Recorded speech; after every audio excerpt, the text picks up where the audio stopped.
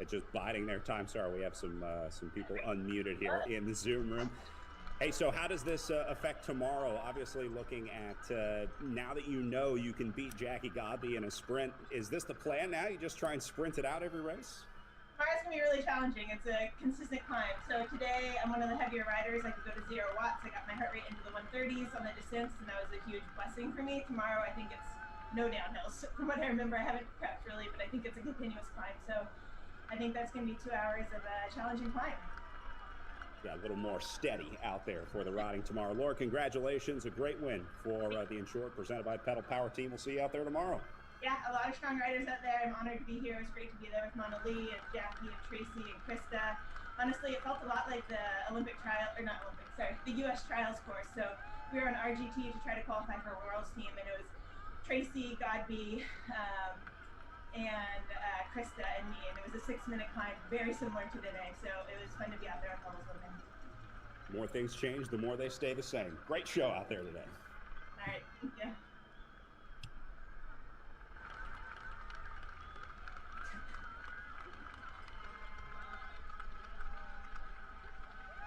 Kind of interesting, Frankie. You got a little preview there of how this one would end.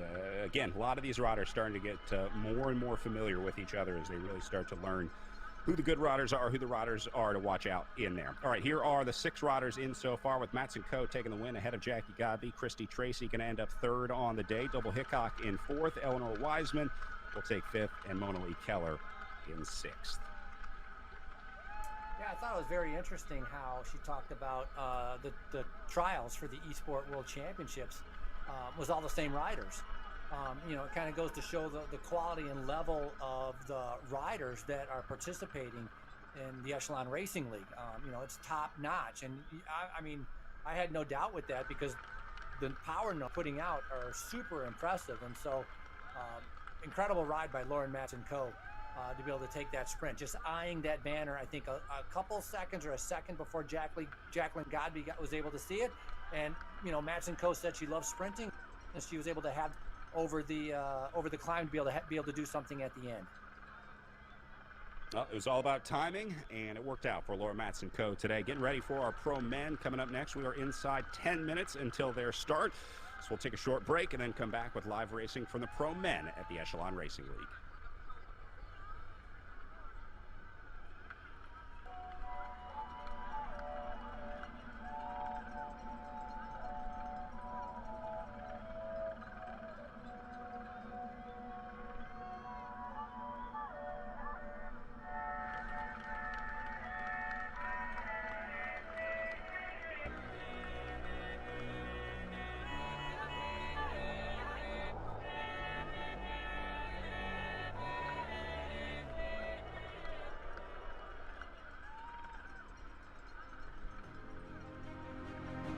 The world is changing.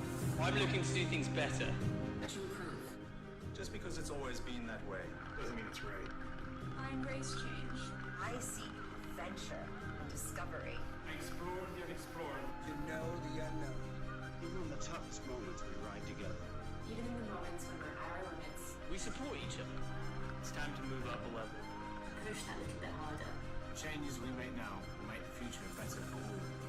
The efforts we put in today We'll pay dividends tomorrow. We all have the power to up the game. Build something better. It's not time to play. It's time to get real. It's time to be a game changer.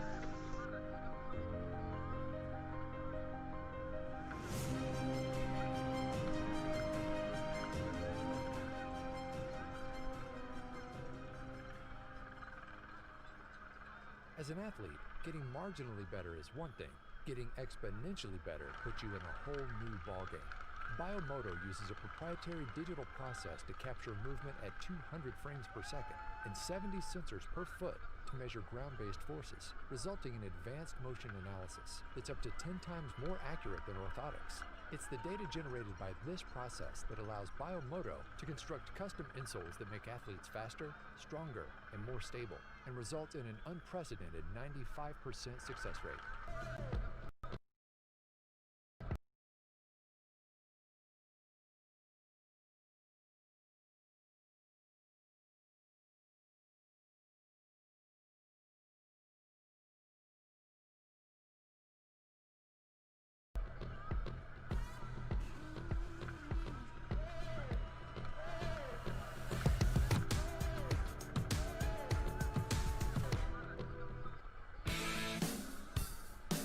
The 2020 Echelon Racing League is brought to you by Biomoto. Find the motor in you.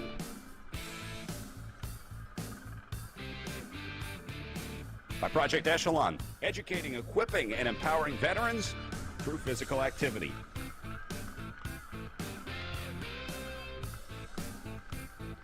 By Hyper Ice, move better and enhance your recovery with Hyper Ice. And by Nations, enhancing the reach of esports, including the Echelon Racing League. Another look at some of the old school postcards from Redlands, California. Things looking a little different back when the postcards were hand-painted, Frankie. Some pretty impressive art here. Obviously, they're just printed now, but a pretty impressive look at Redlands here as well. Hard to believe that this is what Redlands used to look like.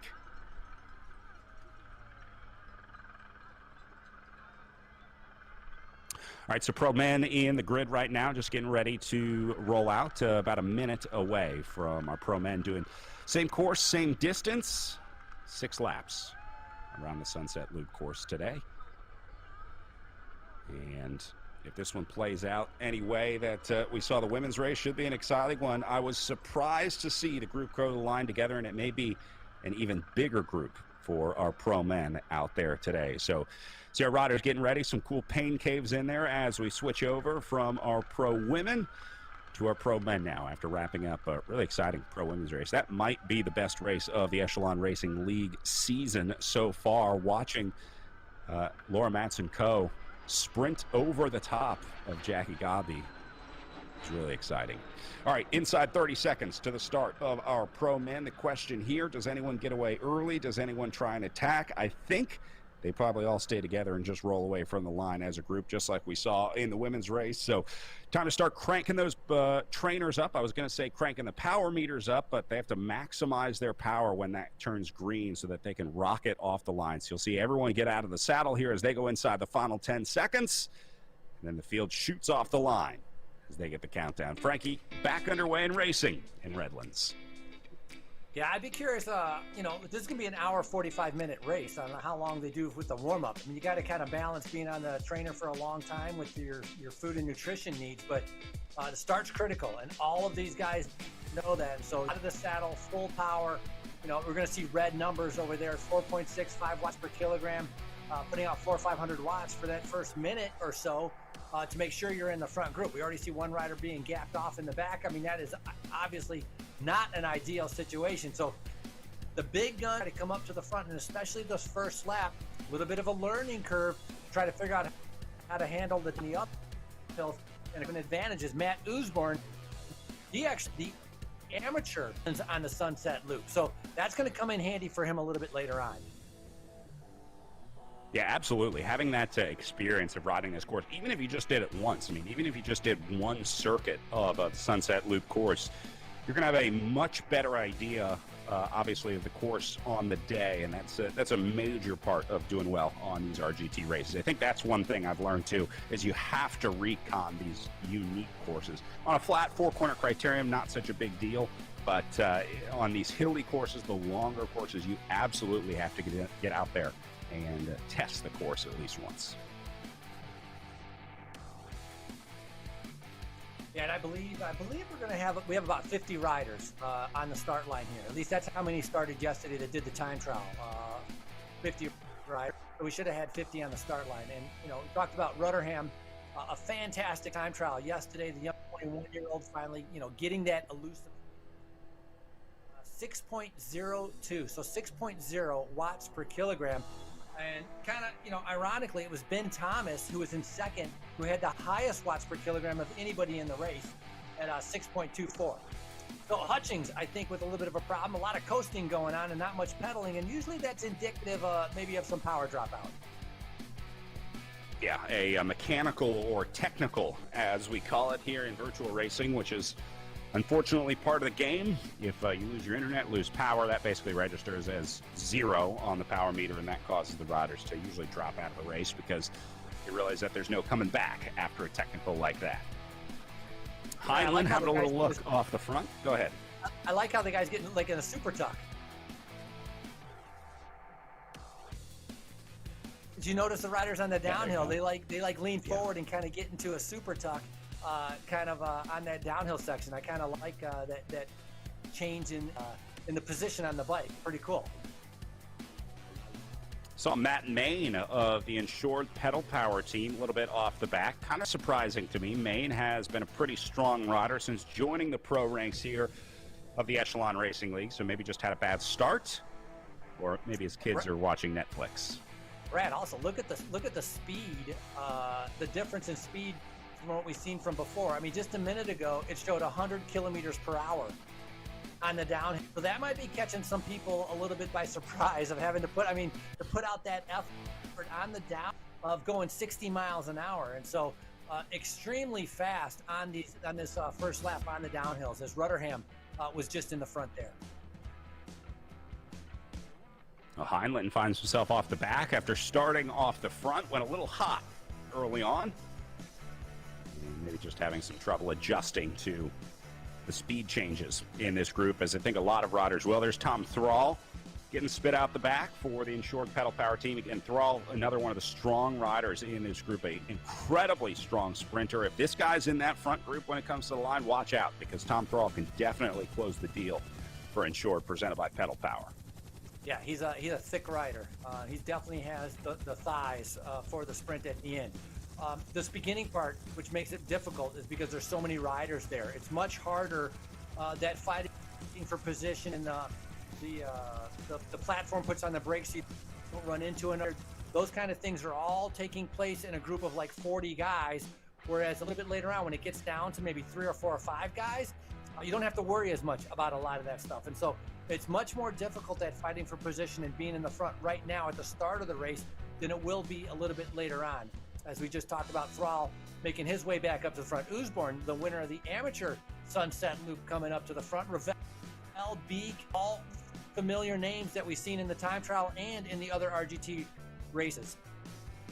Yeah, let's go back and talk about that time trial from yesterday a little bit more, because Ryan Rotherham had the ride of a lifetime for the draft racing team. I was so impressed with his effort, because it was really an unknown in the virtual time trial, a short uphill time trial in Redlands. You can see what that finish looked like on the way up to what they call Panorama Point for, it was only 6 miles yesterday. They picked up just under 1,000 feet of elevation gain.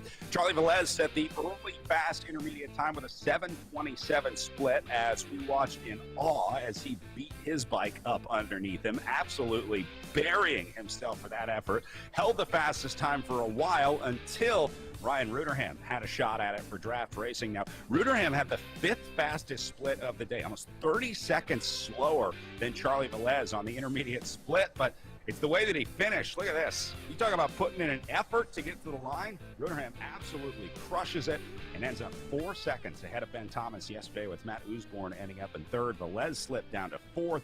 And then Charlie Beek, we were talking about earlier, in 5th place at 27 seconds down to Tom Thrall in 6th. But all the credit in the world to Ryan Rotherham. This was a guy that was so close to winning stages in the Echelon Racing League earlier in the season, and he finally got the elusive stage win yesterday in the opening prologue of the Redlands Bicycle Classic. No, it's a fantastic win for the young 21-year-old.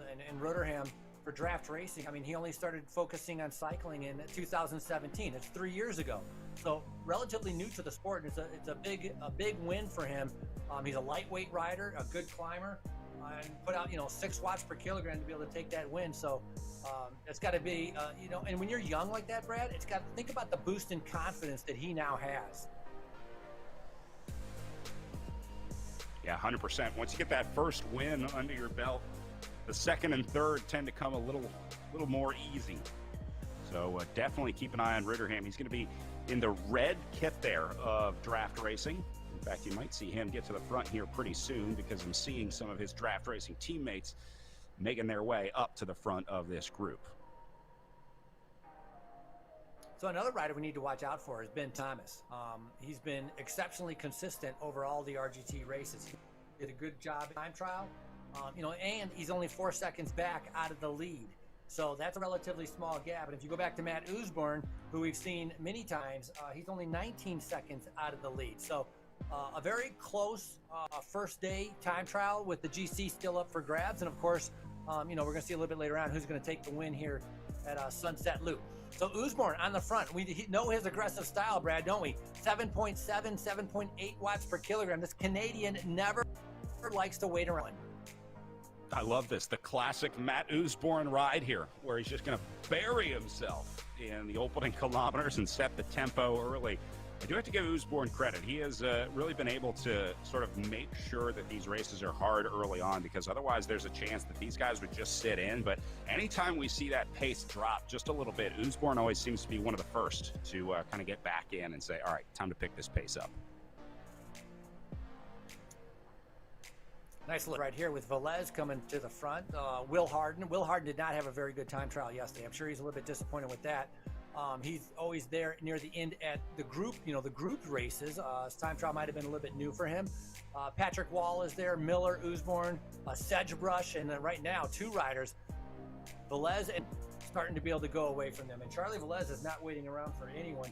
He was second in the amateur Redlands to Usborne on this Sunset Loop. So he, of course, also, but again, very early on. This is going to be a minute 40, a minute 45 minutes worth of racing. And so this big of an effort so early on, I mean, we saw what happened with Sidlick. This could come back to haunt these riders a little bit later on.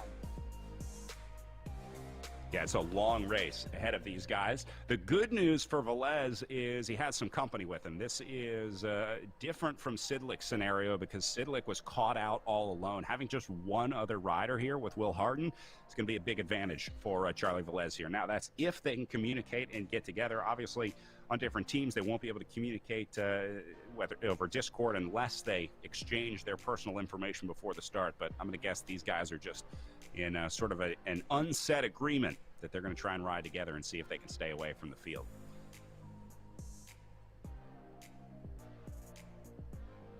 Looks like Revel leading the chase back in the field.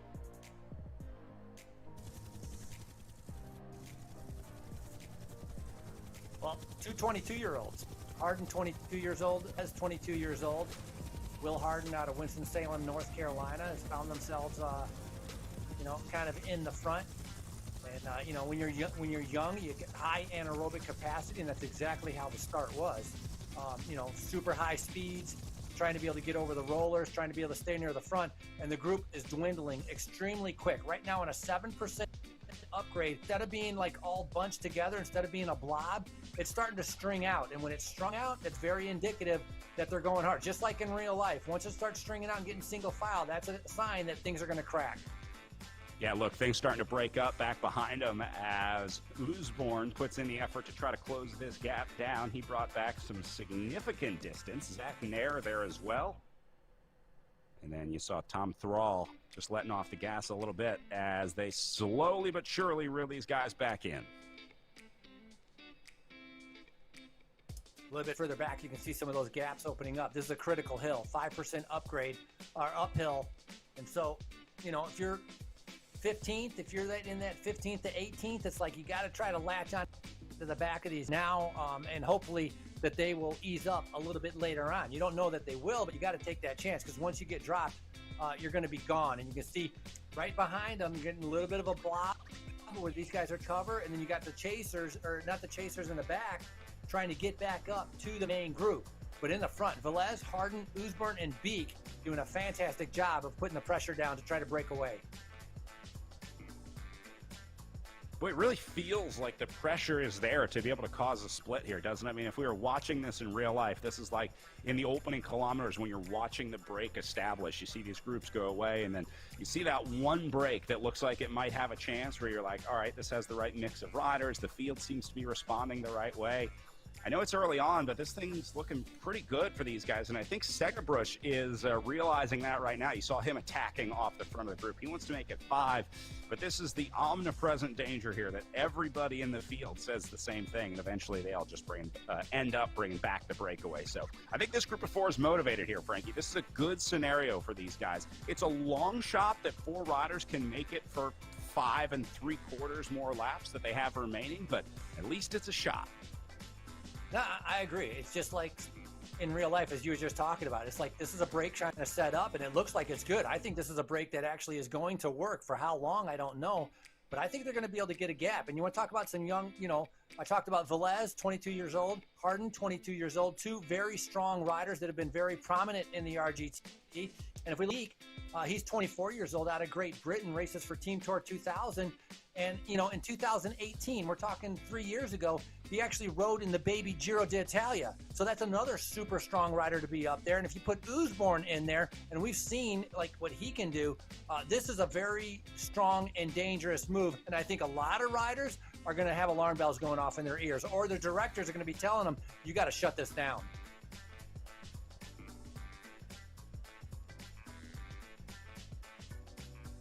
Velez doing a great job just setting tempo up there at the front. Really nice and steady.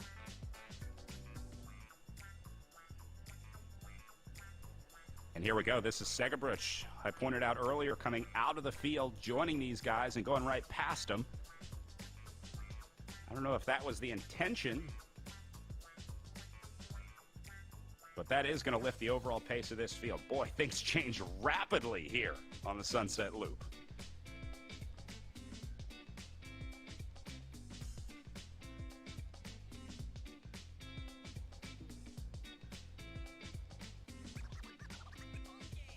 Wow, we had a group of 4. Now it's grown to about a group of 6 or 7. Did I just see Velez? Thrall. So Tom Thrall reacting to that situation to get up there. This is going to get more dangerous in the back because as the strong riders all come up to the front, who's going to pull the pack? Who's going to continue to be able to bridge across on a wheel that you can sit on? And so this gap right now, it's showing. Actually, I got to get behind Thomas Thrall. I got to get to like 9th place to see how big the gap is. So I can't really see that right now, but if you look at on the screen, that's a good sized gap. And so right now charging on a 2% uphill grade as the main pack, trying to be able to bring back these leaders. Yeah, this is now or never for these guys behind them as Segerbruch steps on the gas again to lift the tempo. I think you're right, Frankie. There's got to be some panic going on back in the group with the teams trying to tell each other that we need to close this gap down because it's only going to get faster up at the front. I'm taking a look at the teams in the group, trying to see if there are any teams that missed the breakaway. We see Canyon Esports. Zach Nair in this group as well for Project Echelon. Let's see if we can listen to the Project Echelon Discord. We've got them on Discord. I'm not sure if they're saying anything right now, but we're just going to listen in on their Discord here for a minute. Let's see if they say anything interesting.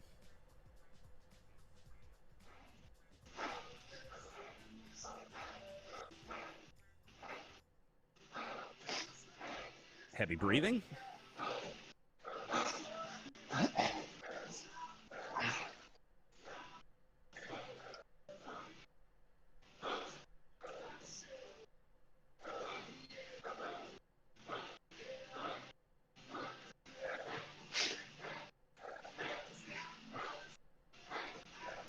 All right, we're going to leave this up as we listen to these guys breathing right, hard, Zach, but I'm sure. There we go. There we go.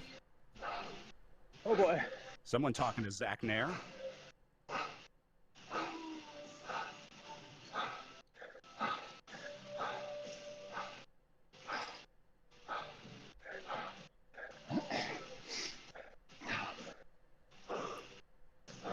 You can hear how heavy the breath. It's almost like time trialing, as how hard they have to go in order to keep up with that first group. I mean, Zach Nair with insured pedal power, 24 years old, did a fantastic job to bridge across that gap. Now he has to try to recover.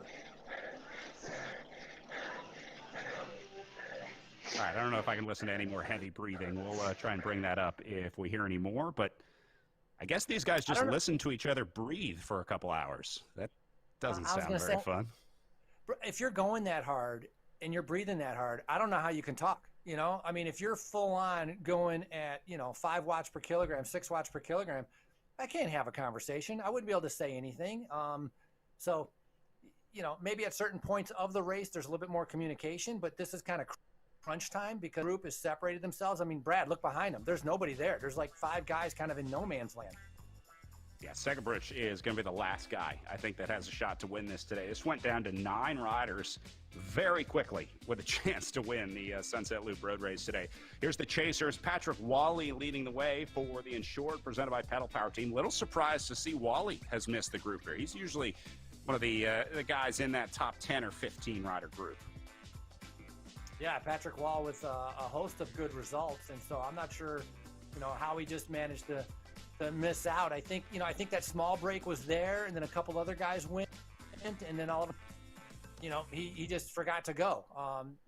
Caught by surprise as he's with Schwint and Dubik and Warner, as these guys now trying to be able to catch back up to Wally to be able to get back up to that front group. But definitely a little bit of a mistake from Patrick Wall. And he's not getting much help from these guys either. Wally is pretty much on his own here. As I think he's just not waiting around. A few bike lengths back. Yeah, right.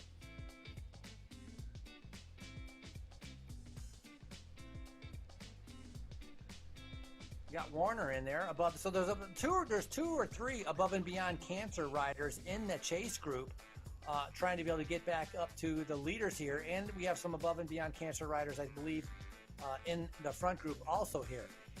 Oh, there's Dowd. Interesting. So he didn't do the Gateway Cup Series, but he did do the one that was before that, which was he won the Bucks. So Oliver Dowd, the Canadian, he won the Amateur Bucks County, and then he won the Pro Bucks County. So the Canadian, only 150 pounds, as Dowd is back into this race, into the RGT races, because he missed Gateway. So he made the split. So this is a big, dangerous rider that is up in this front group. His sprinting ability will be able to match Thrall. So they know they're going to have to watch out for each other.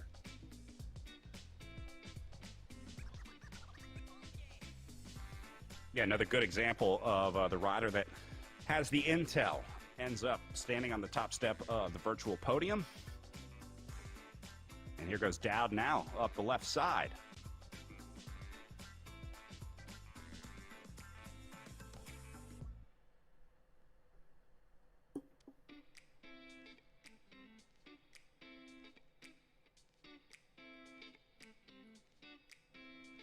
You can see a few numbers popping up red here as these guys try to cover those gaps, close the gaps ahead of them.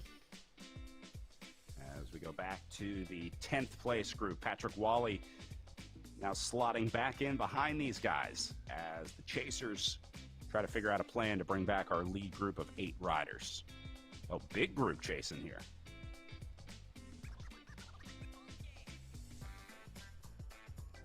Well, that's what you're going to need for a chase group, to be able to bring back 9 riders in the front. Arguably, maybe the 9 strongest riders in the race. So for the chase group, you're going to need, 10 or 12 guys all kind of putting the hammer down, taking turns on the front, pretty much getting into chase mode. Hopefully the front guys, they're not going to be going flat out. You can see they're not. Ravel, granted, it's a downhill, but they're 2-3 watts per kilogram. They're looking at each other 4 watts per kilogram. So don't see a lot of red. And so this is going to give a chance for the chase group to be able to come back. Now with so much distance to go, who wants to ride in the front of the front group? Who wants to be the guy driving the pace? Nobody, right?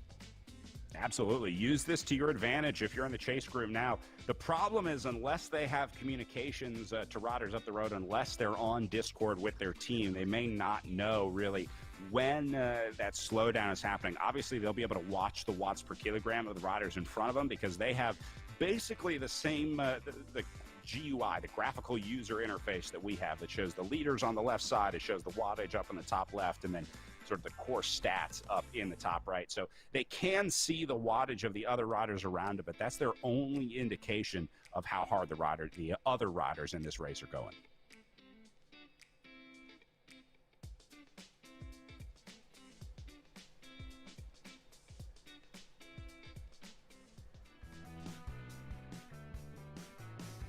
Just on board with Tom Thrall there for a little bit.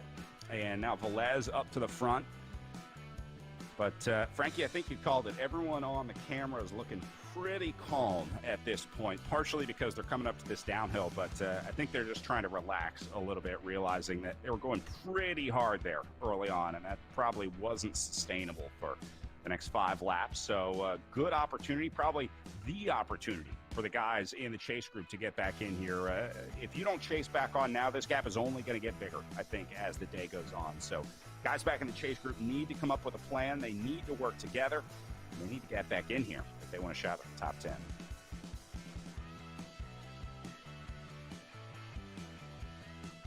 These guys are flying. Flying, yeah, right? 60 kilometers per hour. The lap before, when the whole group was together, they were going 100 kilometers per hour. So flying on the downhills, flying on the uphills, but the chase group actually is reacting pretty well to this. You know, they're not total dropped. They're not getting blown out the back. I thought just saw it was about like 90 meters, 90 to 100 meters, and so you know, this is their opportunity to try to get back on. And so it'll be interesting to see who's leading that chase as we see our leaders split screen from the back and from the front with our race leaders right now. Different riders surging at different times as they hit the steep section of the race course, going up to about a 10% grade. And so out of the saddle, definitely for sure for many of these riders.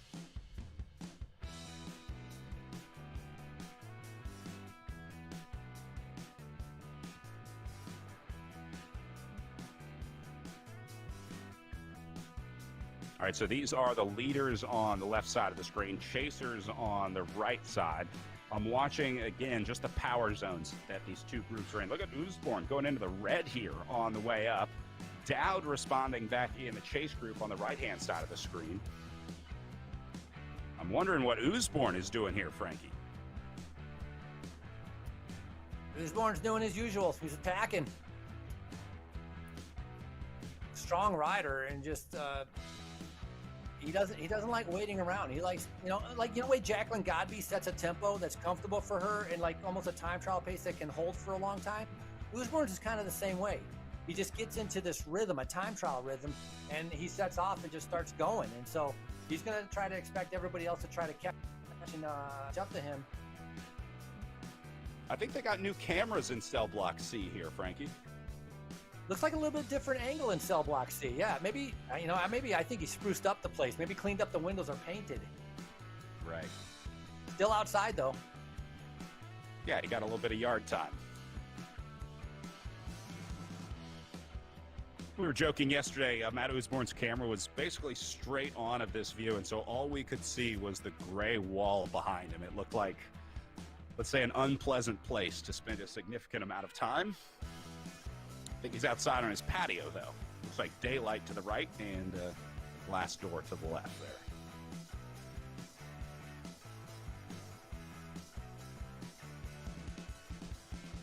Not a bad place if it really is a jail. This is like where you go if you do like securities fraud. This is like the jail you get. White collar, right? White collar crime? Right. Club Fed.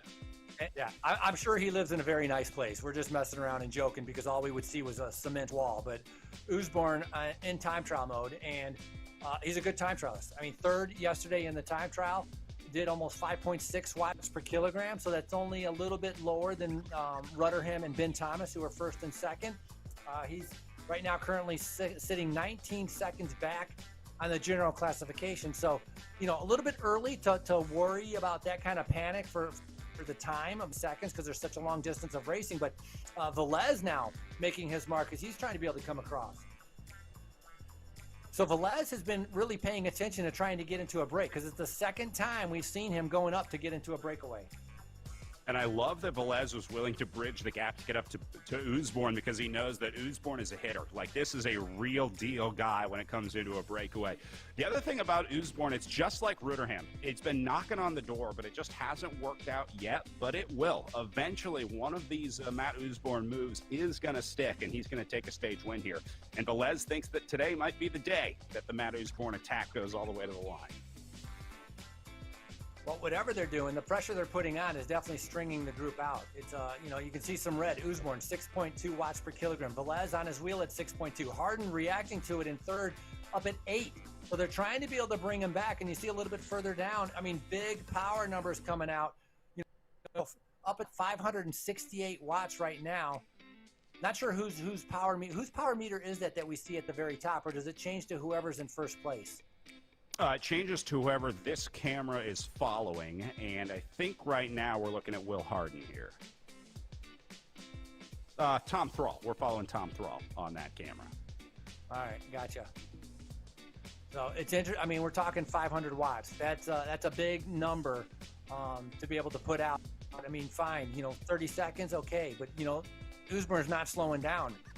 Look at the pain face on both of them. Velez doing everything he can to keep up with Usborne, and Usborne just trying to be able to drop everybody. Huge effort coming from these riders, and there's so much racing still to go. I think they want to establish a gap, and then they think they're going to be able to back it down and maybe cruise a little bit. And that is Charlie Beek coming up to join them. That'll make 3 up the road. I think that's a nice addition for these guys. They're going to be more than happy to add another rider to this group. 1 guy is impossible. 2 guys is hard to do. When you start to get to 3 guys that can share the workload, it looks a little more plausible that this break might be able to make it today. Yeah, and Charlie Beek, I talked about him, racing for Team Tour 2000. Has a ton of experience of racing in Italy. I talked about him doing the Baby Giro, so that's a real deal. You got to watch out for him. He's riding his trainer over in England right now, participating on the RGT platform, but big move by Charlie Beek, and I think this is going to be very beneficial for Velez and Usborne.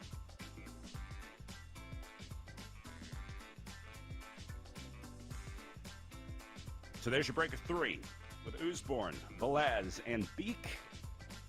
And man, looking behind these guys, I don't even see the chasers back there on the left side of the screen. That was a critical point. It seemed like that was a critical point where they just had to be able to hold on for like 30 more seconds, and it looks like almost like they cracked the chasers. It's like the chase group is almost shut down. Very interesting. You see Harden, you see O'Dowd, you see Thrall, who missed the group. So I think they're waiting a little bit to see if any team might come to the front to try to chase them down. Somebody else is willing to do the work, but right now the gap definitely opening up to our leader, sitting at about 138 meters. So pay attention to that number to see if that continues to increase. Yeah, you can see the distance to the next rider in front of them all the way to the right side of their name on the left side of the screen. It shows the country, then the rider name, then their watts per kilogram, and then the distance to the next rider in front of them. So yeah, about 150 meters between our leaders and our chasers right now, as Beek stays on the gas here. Look, all 3 guys in the red or orange power zone. These guys are not letting up, Frankie, and this is the right way to ride. This is how you have to do it. Build that gap early on, because if that gap is sitting at like 60, 70 meters, if it looks like you can go across the gap, then everybody's going to go across the gap. So these guys need to get it to a point, and I think it's there now, where it looks insurmountable to come out of the field and try to join the breakaway. That's where you have to kind of break the guys in the field like you were talking about, just kind of crack their confidence, and I think they've done it today. I think they have the gap to be able to crack the confidence, as you has just mentioned. Huge move, as Beek was just putting the power down. I mean, huge power numbers. I mean, 7 watts per kilogram, doing an incredible job. As Nair now look, now these guys are trying to panicking. Come across. Yes, definitely panicking. Nair trying to be able to come across right now. 5.7 watts. Harriet Warner, Harden, big numbers right now. They don't want this to go up. And look at the gap. It's 230 meters, and 5 seconds ago it was 130 meters. But these guys are realizing that, hey, nobody's taking up the chase. I'm going to have to do it myself. Zach Nair is going to have some help with Hayden Warner joining on. There is Zach for the Project Echelon team in the bottom right of your corner, leading the chase effort.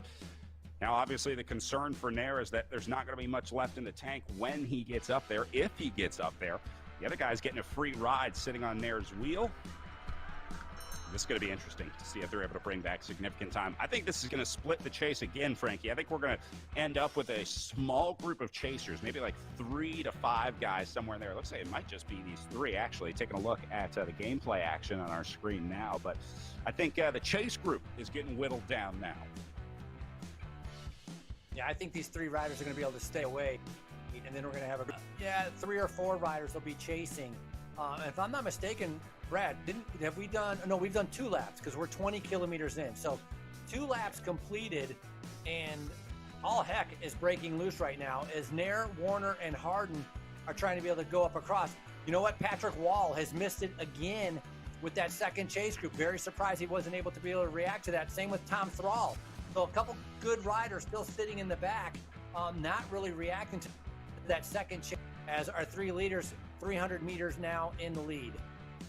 Just goes to show you how important it is to make sure that you're watching that screen and playing the game. So these three guys have split themselves off the front of the group, with Beek, Velez, and Usborne sitting just over 100 meters ahead of the nearest chasers. That group is starting to form behind them in 4th, 5th, and 6th, with Zach Nair, Will Harden, and Hayden Warner. And then the group behind them with Tom Thrall sitting in 7th. So the chasers starting to separate here, and I think these guys realize.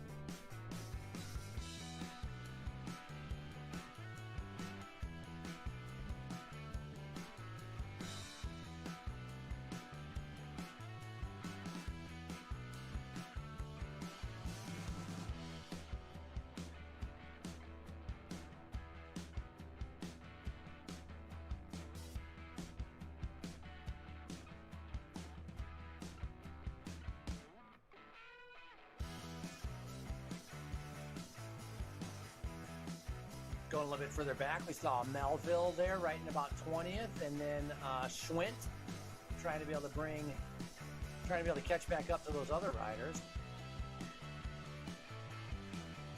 Oh, Patrick Wall's not even in the 2nd or 3rd chase group, so Wall struggling, not having a good day at all, as he has been dropped off the back here to 23rd for Lausanne. Then we go back to Heinlein and Swart in 24 and 25.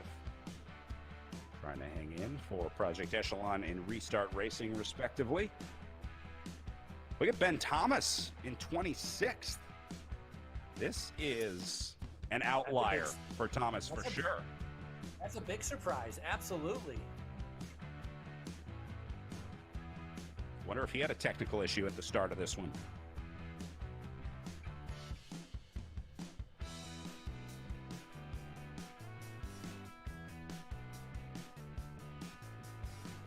Yeah, I mean, yeah, very, very possible, because Ben Thomas, I mean, he had the good time trial yesterday, 2nd in that time trial, and in all the other RGT races, I mean, he's been up there a lot. You know, we can talk about, you know, the more recent ones where he was Doylestown. He won on the Stelvio, so he's lightweight, he's a good climber, comes from that mountain bike background. Perhaps something didn't sit right with Ben Thomas, who's the current Echelon Racing League points leader, wearing that special red jersey, as our leaders Velez, Usborne, and Charlie Beek. Now, Usborne is the oldest out of our 3 riders there. About Velez being 22, and Beek 24 years old.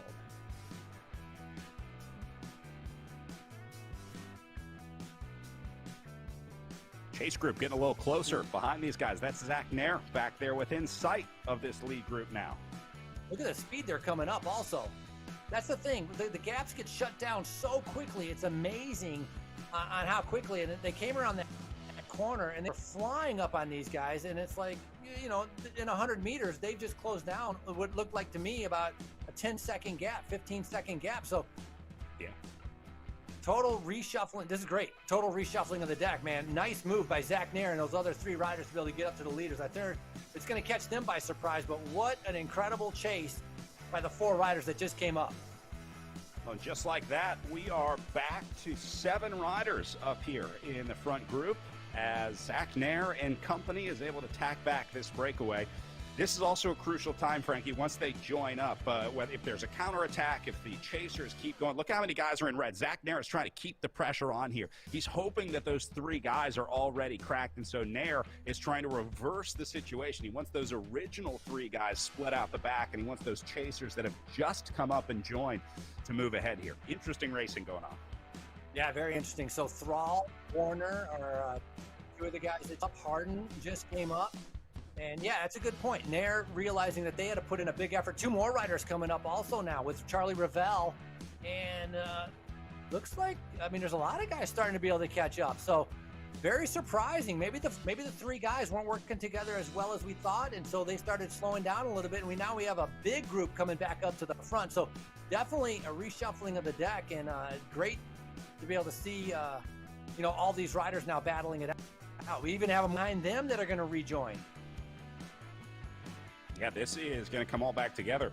I hate to call it a squandered opportunity, but those three guys seemed like they really had a shot early on to try to mix things up here in the Echelon Racing League, but maybe just didn't have the legs to do it, or maybe there was too much strength behind them, because Zach Nair is a pretty impressive time trialist in his own right for the Project Echelon Racing team, and a pretty good virtual racer as well. He was actually assistant director sportif for the Esports World Championships. He directed Team USA, giving them some advice in their ear. He's also a pretty talented coach, so understands all the aspects that go into virtual racing pretty well.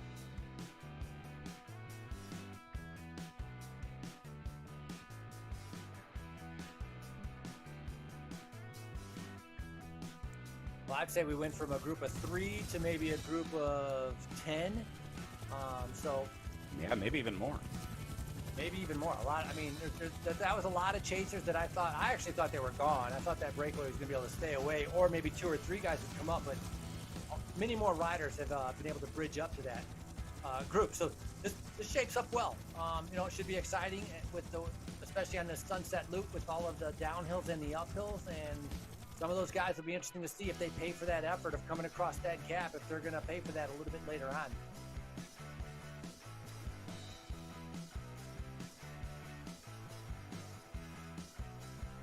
The other part that they're going to realize is there's going to be a bigger fight for position in the front because they missed out on that breakaway, had to do a big chase. They don't want to get caught out again.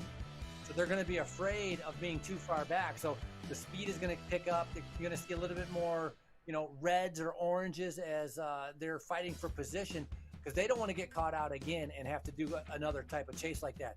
Draft racing with those bright red jerseys, very easy to pick out. So they have numbers up here. See one rider from Canyon Esports. The Above and Beyond Cancer with looks like with Usborne is up in this front group. So McKinney has made it up here also. One rider now struggling just off the back. Not sure who that is. Saw Eric Hill making an appearance up on the front for Project Echelon as well.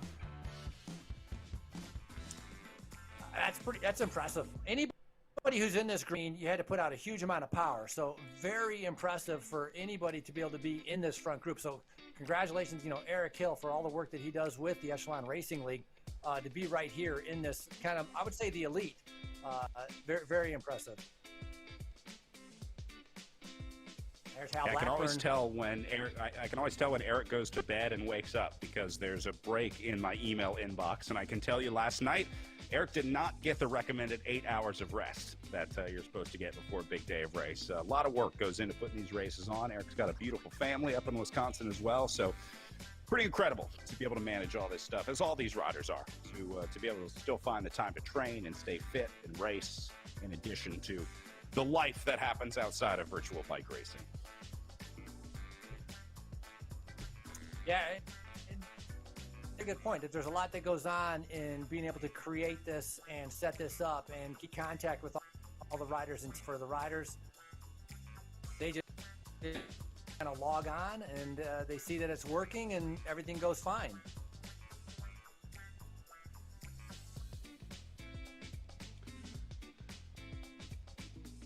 All right, so Segerbruch and Nair keeping a little bit of pressure on here, seeing some gaps all the way back as these guys work their way up the longest climb of the course here.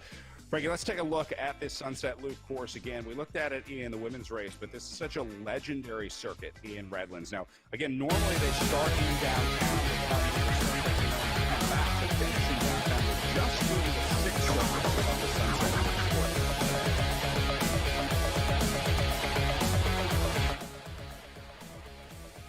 Yeah, the Sunset Loop is legendary. It's a longtime part of the Redlands Cycling Classic. They don't start from downtown and have, the 5 miles leading out to the climbing area. They started straight up with the climbing area, coming around from the fire station, a couple 10% grades, some long, steep climbs, and even steeper descents, some very fast descents where the virtual platform, the algorithms are going to put on the brakes for the riders. They're going to slow them down so that fight for position so you don't get kind of that whiplash effect will definitely take effect. You can see how lumpy this race course is, covering over almost 40 miles, which is about 60 kilometers.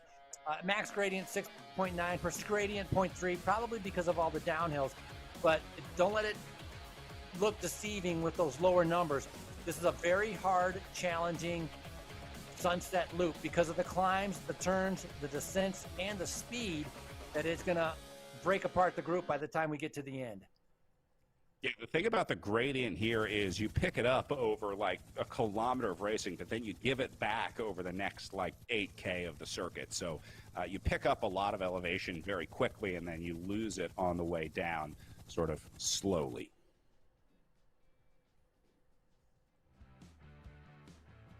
Look at Usborne once again on the attack. I don't think he has a tired button. He just, he just kind of just keeps going. He likes that steady tempo. 5.6 watts per kilogram, 404. Yeah, those are big power numbers though. 420, 418. So that's a pretty big effort that he's putting out right now. I think he enjoyed being in that breakaway. It's a little bit easier fighting for position and getting around the corners, trying to see if anybody else is willing to come up and race with him. Yeah, this guy's got two speeds, hard and harder. And I think he's in the harder gear right now, trying to split the group again after, remember, initiating this breakaway at the start of the race. He was the first one to split the group, took it down to 3, then it went to 7. Eventually, the entire remainder of the group came back, and now he's doing it all over again, gritting his teeth on the way up to the top of the sunset loop. Yeah, Usborne, a former professional mountain biker. So you got to be used to suffering if you're a mountain biker trying to get over those big climbs. In 2019, he won the Masters Indy Criterium in the Masters race. So kind of makes his way around doing criterium racing, road racing, and some of the mountain biking. Not as much mountain biking now, and obviously a lot of virtual racing. And he's definitely a hitter. If you're talking about the RGT platform or any of the other races, Usborne is a name that definitely comes to mind as this Canadian guy just pushes the pace over and over, trying to make everybody else respond to what he wants them to do.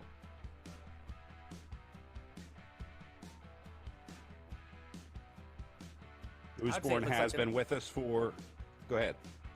I was just going to say, I think the main group is content to let him go out there. It's one of those things, hey, go out there and fry, right? Go solo, go by yourself. Good luck with that. I think that's what the main group is thinking right now. Yeah, 99 times out of 100, they're going to be right, but it's that 1 in 100 shot that keeps Usborne going, keeps Usborne off the front here, and keeps him going solo. I would say most riders, I would think in this scenario, would be thinking to themselves, what do I do? But I don't think there's any dissonance in Matt Usborne's mind right now. He's saying, I'm staying off the front, I'm going hard, I'm going to try and stay away here. I don't think this guy even thinks about throwing in the towel. Yeah, he just gets into time trial mode and just kind of like, all right, this is the pace I can do. I know I can do this for like another, half hour. I mean, it's amazing. We're already 45 minutes into the race. I would say it's been a very hard start to this race. Look at Bird right now, 7.6 watts per kilogram. So he's pulling the whole field up, 8.1 watts per kilogram. So Bird's trying to come across this gap. He's going to get a little bit of a reaction from the rest of the group, but nice move by him to be able to get up to Usborne. As Bruce Bird, 52 years old, racing for draft racing with those bright red jerseys out of Canada. I talked about him being the world's Grand Fondo time trial champion and road race champion. He was the world's Grand Fondo champion in 2019.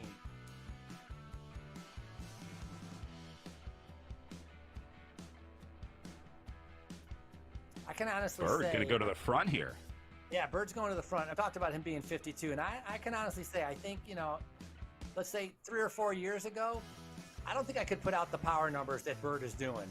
I still ride. I still try to stay active and stuff like that. I mean, this takes some commitment and training to be able to put out, 4 watts per kilogram, 419, 452 watts as we're focused on Bird right here. Big numbers, and even just to be in this group, I mean, it's unbelievable how strong a lot of these riders are. And so that's kind of the eye-opening for the virtual platform, is seeing how many strong riders are out there. Yeah, it's a good point. In order to do this, you have to give up some of the fun parts of riding and sort of sacrifice in order to do a little bit better, right? You got to give up the junk food. You got to worry about training and sleeping and stuff like that. So in order to be competitive in races like this, sometimes you have to lose some of the fun parts of riding, give up some of the more pleasurable parts of racing.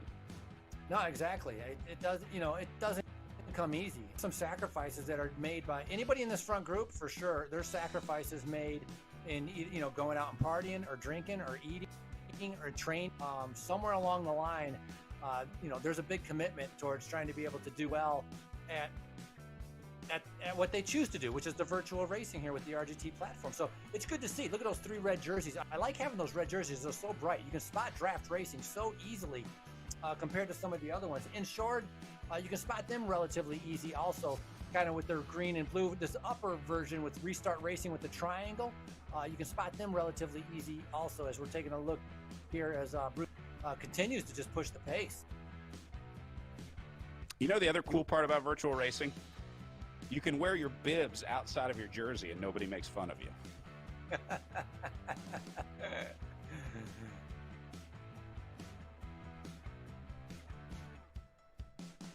I wonder if that's a jersey or like a T-shirt. Because I don't think it's like a base layer. Yeah. Okay. I think he's got a proper base layer. Proper base layer. I don't see a T-shirt. Yeah. You know what? Now that you mention it, is everybody on camera? Does everybody have a jersey?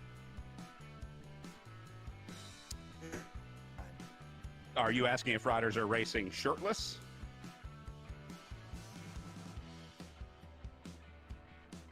I think just about everybody is wearing, at least a base layer on top. Most riders at this point have gotten rid of the jerseys. It just doesn't really seem to be optimized for indoor racing. I think most riders prefer just the bibs and the sleeveless base layer, because getting hot seems to be a pretty major issue for a lot of riders. We are starting to see a lot more of the branded base layers, which I think is what we saw on Bruce Bird with Draft Racing, where the teams and riders are now realizing that you don't design jerseys around the way it's going to look on TV anymore, Frankie. You design jerseys around the way it's going to look on Zoom. Who would have thought? Yeah, no, you're absolutely correct, though. You got to label those bib straps and label that base layer and try to find the thinnest kind of base layer that you can have to prevent kind of generating that extra heat, because the cooling factor is huge.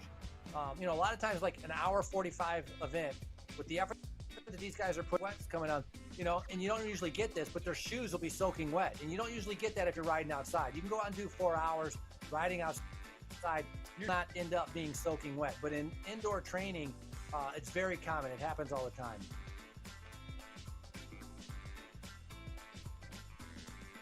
Well, Bird back on the front, accelerating here. There's Eric Hill responding for Project Echelon, shutting things down. Eric's got a pretty good workout setup in the basement here.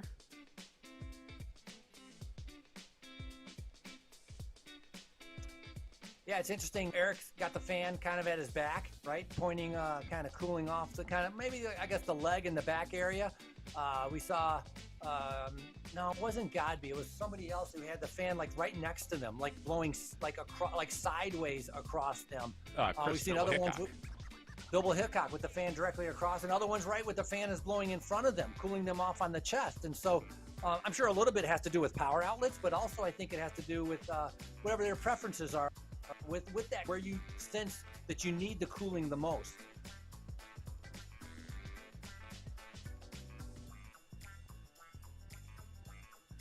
So 33 kilometers in, I think we're about halfway. Going to be, we're going to end up right around 64, 65 kilometers race. So about halfway in, we're about 51 minutes into the race. Big group, much larger group than I thought, especially with the climbs, high speeds, 60 kilometers an hour on hills. But these guys have all figured out after lap number 1 where the critical part of the course is and where they need to really fight to be in the front, and where they can actually sit up and rest and relax a little bit. As we see Thrall, the Canadian number 6 right there on the left-hand side. He dominated the Tour of Gila a little bit ago as Thomas Thrall. We see Hayden Warner right here now. This guy might have the best pain cave out of all of them. I like the LED lights. Hitting the Red Bull. Time to go. This guy knows how to party. Yeah, and it's kind of, and he's wearing a cycling cap, right? I mean, that's a little bit different, you know? So, yeah, so he was third at the Gila Monster. That's a great ride that he did for Tour of the Gila, riding for Above and Beyond Cancer. And this is the setup I was talking about, like not having any base layer. I think that would be the coolest option, keeping yourself, your core temperature down. Just having bib shorts, or not even having the straps on, trying to just have the kind of the bare chest to be able to make sure that you're able to stay as cool as possible. And that's what I was wondering about, like who was wearing what.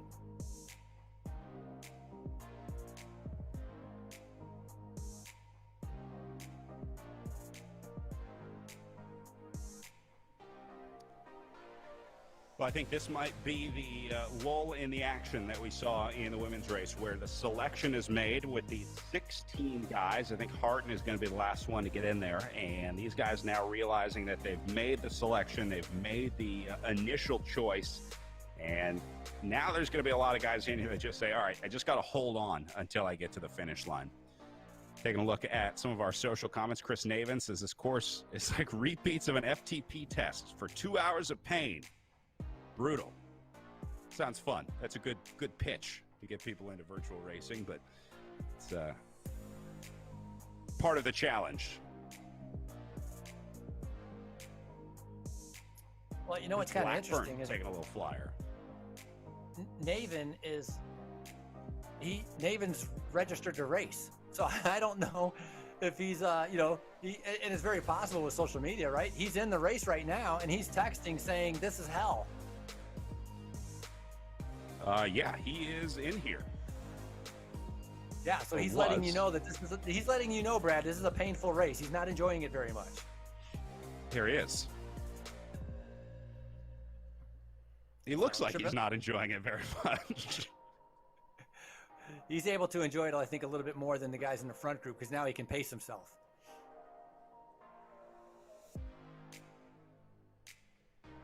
All right, so let's go back to Hugh Blackburn up on the front. This was the guy going away solo. And I think Hal has been joined by a draft racing rider here in red. A lot of coasting coming there from Hal. He's enjoying sitting on that wheel. So he's like, this is awesome. Yeah, so Hal's out of Great Britain. He's a programmer at the University of Cambridge. I talked about yesterday about his good time trialing ability. His functional threshold power, 400 watts, but super, super experienced, as he's done over 100 races on Zwift. So he's been doing this for a while.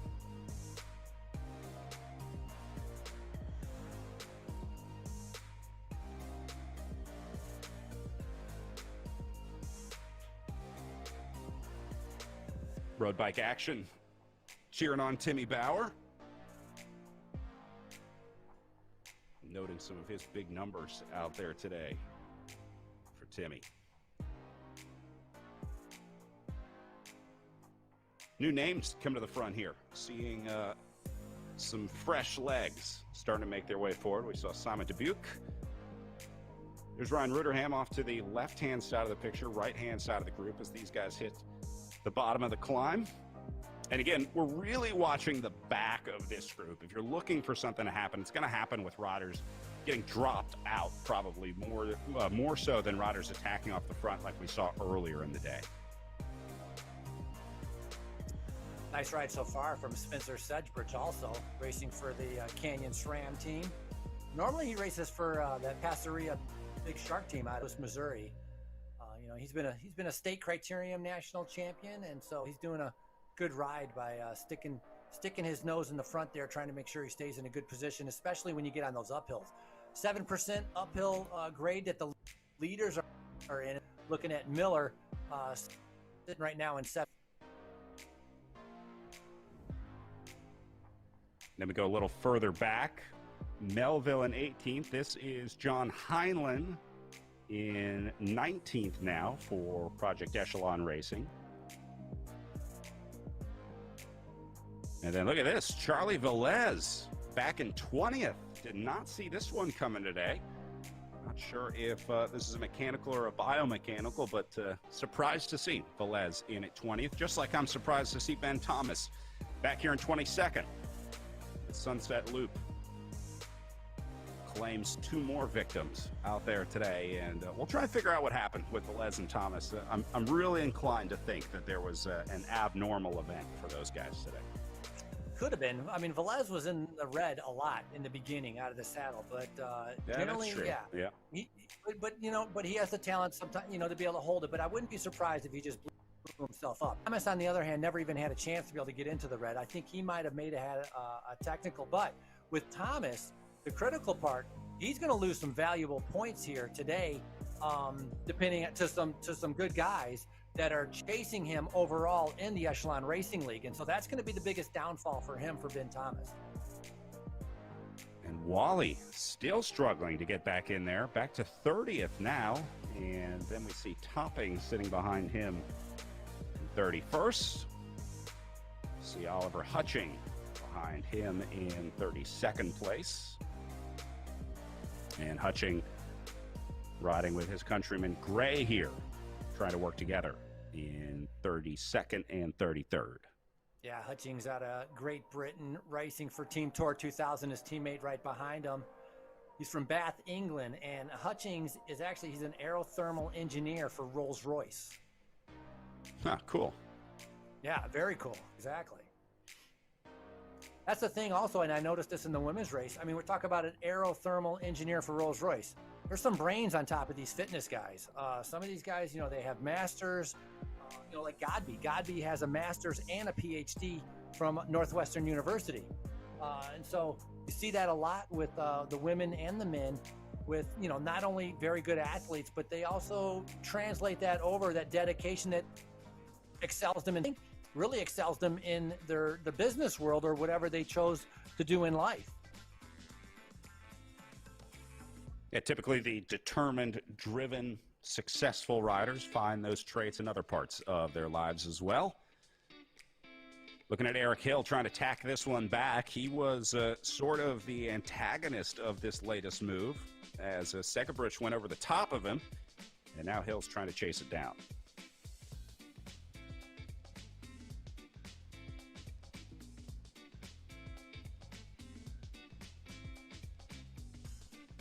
Wow, Segebrich's doing a great job.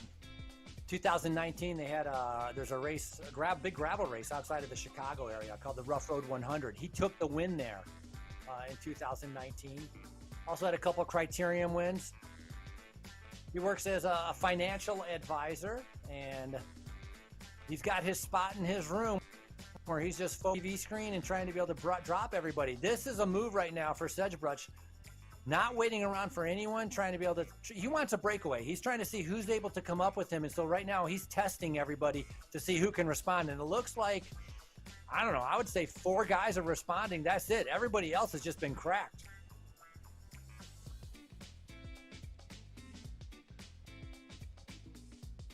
I thought I saw way in the back Thomas Thrall trying to be able to come across the gap. So Usborne and Rutherham. So Rutherham doing a good job protecting his overall GC lead. Nair and Usborne are there, and there is Thrall. Thrall is 33 meters back, trying to be able to get up to the 3 chasers as we see them right here. So Usborne and Nair. So Usborne, second time for him to be in a breakaway. Nair, second time for him to be in a breakaway. Segebrich, it's the first time for him to be in that breakaway. And Thrall now trying to be able to get up there. Rutherham now on the attack. Let's try and listen in to Project Echelon Discord here for a little bit.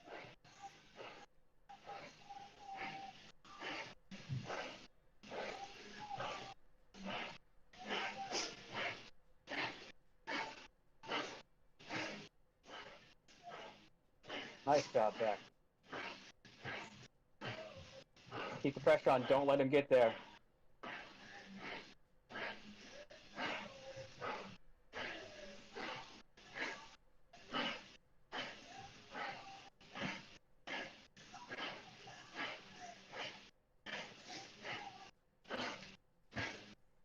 The effort is just so intense. It's like a time trial, and they're just trying to drop everybody. I mean, Zach Nair just going all out. Yeah, you heard a little bit of encouragement there from the rest of the team saying, nice job, keep the pressure on, trying to give him an idea of what's happening behind him. But at this point, I don't think Zach Nair really needs advice. He needs encouragement. Come on, Zach, there. Yeah, and that's a little bit of the difference is that they just go hard to drop everybody. There's not that idea of being able to sit in and kind of take advantage of the draft. And so it's very different than real life in that aspect. Usborne reacting to it. Rudderham reacting to it. Perfect. Reacting to it. So that's what you said, Brad. You're exactly right. It's just the encouragement. It's giving the positive feedback to Zach and letting him from there because he obviously Zach has the lungs and the legs to do pretty well today. Yeah, pretty similar to real life racing, right, Frankie? You're just a pretty face for the team, just there to encourage the riders. Exactly. Yeah. So Zach Nair now trying to recover. He graduated from Marian College in exercise science. He's a previous soccer player, and he's kind of moved over to cycling as he kind of got hooked after he went and watched the Tour de France and got hooked into cycling. Decided, hey, that's what I want to do, and obviously he followed up on that, even becoming a state time trial champion. It's been interesting to read his articles doing the power analysis of some of these virtual races in Velo News. He always goes back and sort of how the race was won-esque, looking at the riders' power numbers and sort of where the important parts were. Is really interesting. Got some really interesting insight from reading his articles on Velo News. All right, 2 laps to go as Nair goes across the line. So 2 more times around the Sunset Loop circuit here with another group forming off the front here. This time it's Nair, Segerbruch, Bruderham, and Usborne.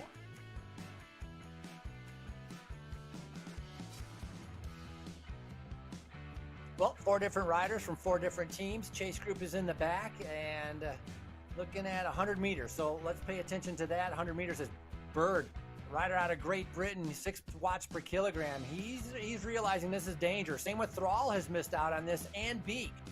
So that's 3 riders that were in an earlier breakaway that did not make this one, and so they're starting to react to this to see if they can bring these guys back. So gap seems to be going up. It was at 100 already. It's at 113, 109. These 4 riders have to work together right now as Nair, Rudderham, Segerbruch, and Usborne. Man, Usborne, I don't know how he makes it every single time. He's just got a super keen eye, or he just rides so hard, he just puts himself into the break. But man, unbelievable job by Usborne. Yeah, I think it's largely his ability to drive these breaks, to kind of get them started and sort of give some encouragement to the other riders, some confidence that you can make it. Otherwise, these guys might just be riding laps together all day. So Usborne has definitely been a player in the racing here. It hasn't always translated to results for him, but it might today with a good-looking group of 4 here.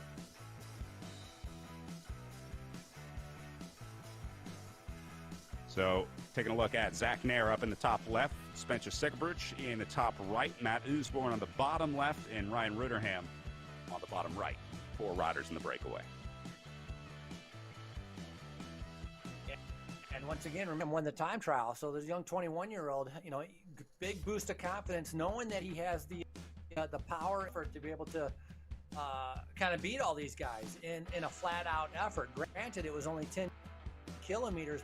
He did a fantastic ride, averaging almost what was Rudderham was averaging 6 watts per kilogram for the ride. So that was a big effort from him.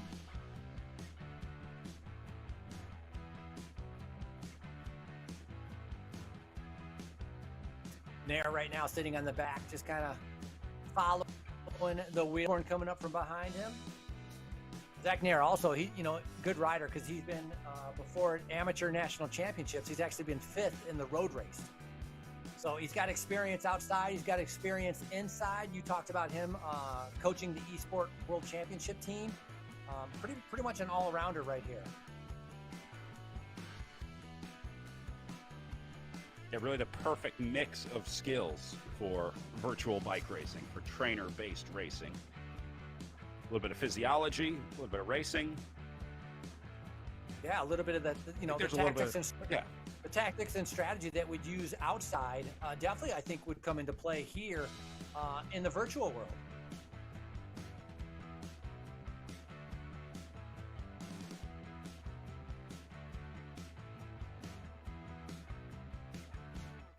it's amazing watching how long they get to coast sometimes. You know, granted they're on a downhill or coming into a turn, but that's the giant, enormous, big difference between RGT platform and Swift. Here, having to adjust to the corners, you know, being able to coast for a little bit, recover, and somebody's flying up right now. Is that, you know, Nair's on the back of this. I think that would be Bruce Bird. Bruce Bird flying up with Thrall right on the wheel and Beak. Well, this list might go to 5 here pretty soon as Ruderham, Oosborne, Nair, and Segabrush are being joined by Bruce Bird, and he made it. And it's gonna go to 7 because Thrall and Beak are gonna get on there also. So Beak out of Great Britain, the 24-year-old, is gonna make it on there. Thrall also being able to react to this situation. So again, huge efforts. You know, 7 watts per kilogram, big efforts for these riders to come across the gap to be able to get up to the leaders, but that's what they needed to do. We're down to a lap and a half, so it really is getting down to crunch time. Yeah, now or never, and Bird saw it, went across the gap, and brought 2 with him to make it 7 up the road, and now actually driving up the front. He went right past him. Remember, he has a teammate in Ruderham in this group, the 2 riders from the draft racing team. So we'll see if they can link up, maybe try and work together in some way to make something happen. Zach Nair, I think, is all alone. I think he's the only Project Echelon rider in here. I think confirming.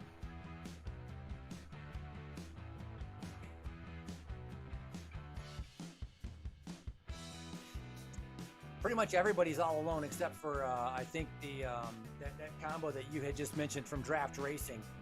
One person that, you know, Ruderham has to be able to watch out for is Rudderham has to watch out for will be Oosborne, as Oosborne's only 19 seconds down general classification from his time trial results. So that's a little bit dangerous, but you know what? I really haven't seen anybody get anywhere close to picking up 19 seconds, and I don't think that's going to happen in just the last lap. And so right now it's just about racing for the win, and I think Rudderham would be happy to be able to just kind of keep it even steel so that the GC doesn't change very much.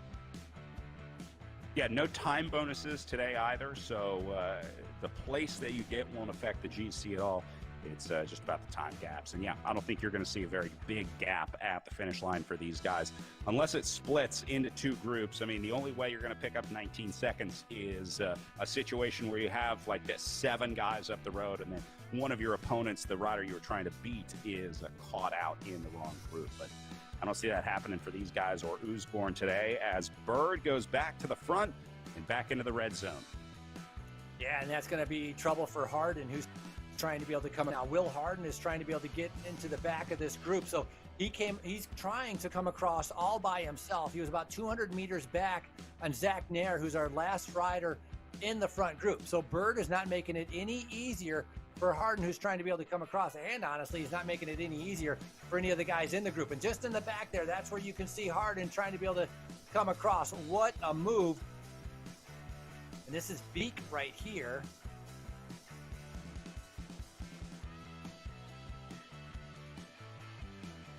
Tough spot trying to go across the gap. Luckily, it's on a relatively easy section of the course here for Beak. So it doesn't look too stressed about having to make it back in.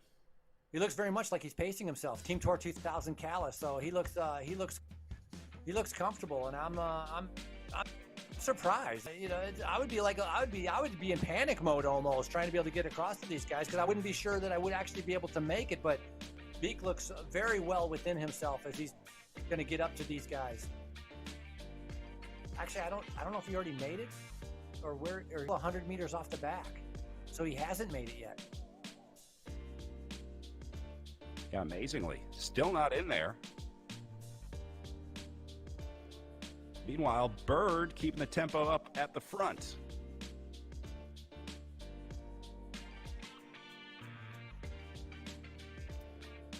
Part of staying reserved is trying to be able to kind of just keep the speed high in the downhills and try to be able to make up the time on the uphills. But when you have attacks like this from Oosborne, this is not going to help Beak. Right now, Charlie Beak is going to be hating it as the guys are attacking on the front. Look at that, 7-8 watts per kilogram.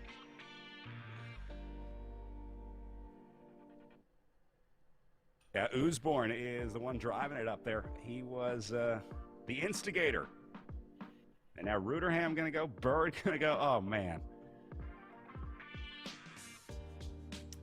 Like counterattack on counterattack. They must have had some good food being served at Cell Block C there with Oosborne.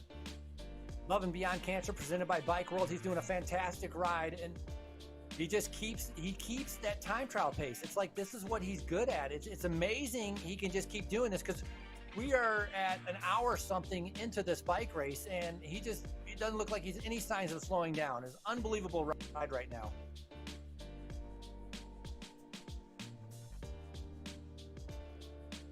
Back to Beak. Doesn't look like he's really cracked either. I mean, this doesn't look like a guy that went too hard, found himself in the box. He just looks calm and relaxed. It almost looks like he's comfortable in the position that he's at. It's like, hey, I'm in 7th. I'm happy with 7th. It doesn't look like he's actually trying to... He's not killing himself to go across. It would be very deceiving, you know? We'll see. We'll see That's how a this good point. plays I out. mean, maybe it is the case that, he knows that if he does try and go across, that's going to blow him up. And it's like 7th or 20th at this point. So he's going to hedge his bets and take 7th. Yeah, or just keep it steady at that pace like you were just talking about. And then if he catches him, he catches him. But if he goes too hard and he blows up, then exactly. He'll drop out to 20th.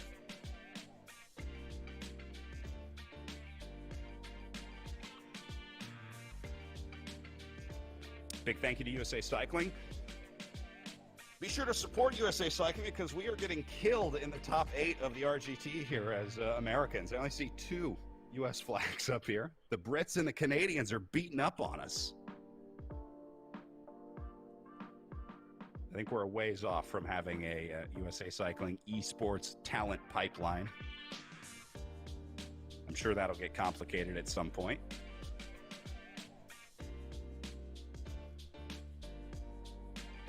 Well, right now, getting ready to come up on an hour and, hour 15 minutes of racing. We've got, I would say, maybe 15 kilometers left of racing. So still a pretty good amount of racing left, as we see some big watts again. Oosborne, 7 watts per kilogram. So 501 watts he's putting out right now as Oosborne remains to stay on the front. Roderham just following up with it, trying to see who else can come up there. But all of these guys able to react very well. So, all the efforts they've done so far doesn't seem to be affecting them too much right now. They all seem to be able to react to what anybody else is being able to do. So nice sign for our leaders, which is a group of, 7? Yeah, a group of 7. No, group of 6, excuse me, because Beak is still 280 meters off the back, so actually dropped a little bit more. He was 100 meters, now so Beak has actually dropped off a little bit. Yeah, he might be coming up to Eric Hill behind him here pretty soon. Taking a look at our season calendar, the races remaining in the Echelon Racing League. We're heading to the Joe Martin stage race after this, February 5th through 7th in virtual Arkansas. Then we have a 2-day weekend of 2 independent races, the Indy Crit and then the Dirty Reaver, the independent crit in Indianapolis, Indiana. And the Dirty Reaver is one of the new Real Roads courses on RGT. And then we wrap things up March 11th through 14th with the Tour of America's Dairyland, one of my favorite races of the year, not just because we get to go to the great state of Wisconsin, but because I get to see my friend Frankie Andreu at the end of it every year. Always good to cross paths with you, Frankie. It's good crossing paths, but I see you at some of the other events too. It's not just Dairyland, but unlimited chocolate milk. You can't go wrong with that.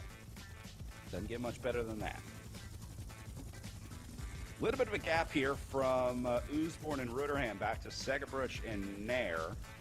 Yeah, and I think they dropped Bird. I think Bird got ousted out the back. I'm only seeing 4 guys here, but it might just be the helicopter view. Yeah, there were some riders hiding in there that we couldn't see with the helicopter.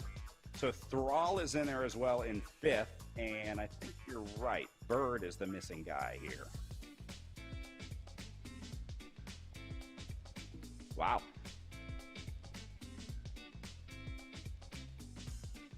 Arguably, if nobody's able to break away from anybody else, I think Thrall is going to have be very dangerous at the finish. We've seen the kind of sprint that he can do. We've seen the power that he can do. So that's somebody we're definitely going to be thinking about trying to get rid of if they want to try to be able to win this. I'm not sure who's up the front there. If that is, I think that's going to be a lap rider that we're going to be coming up on. Yeah, they should be coming up on some lap traffic here.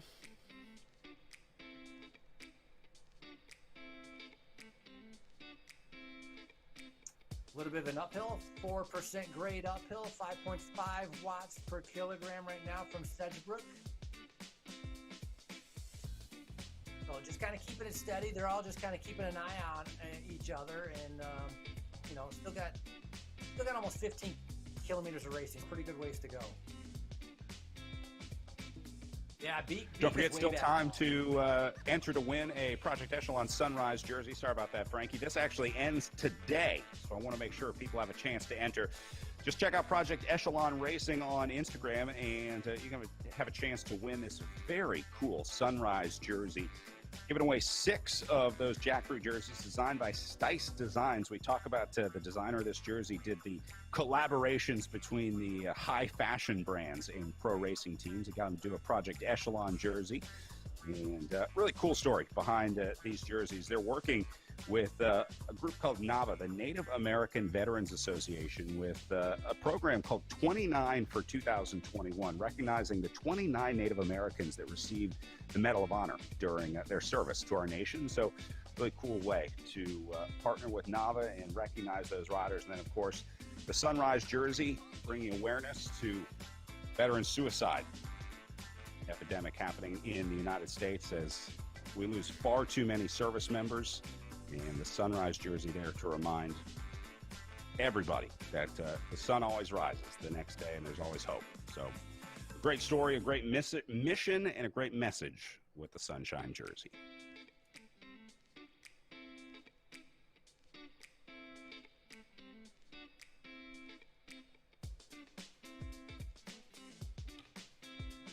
Here goes Segabruch. I remember Segabrook from the Gateway Cup. Those 4 days of racing over there. And I'm not talking about the RGT, the virtual Gateway Cup, but the real Gateway Cup when he was racing there. So, talented rider. Got the gig with Canyon Esports, and now he's up here getting ready to try to go for the win. And frankly, with Sedgebrook, he had some power. He was a good finisher also. So, but Thrall is the one. Where did Thrall go to? Thrall's in there. So Thrall is in there also as coming up on final lap. So this will be the bell. This is where you got to ring your bell, Brad. It's going to be 1 lap to go. My bell is just out of reach, so I'm banging together an empty LaCroix can and a coffee cup. How's that sound? I thought that actually sounds pretty good. Yeah. Yeah. All right. My hipster bell is working.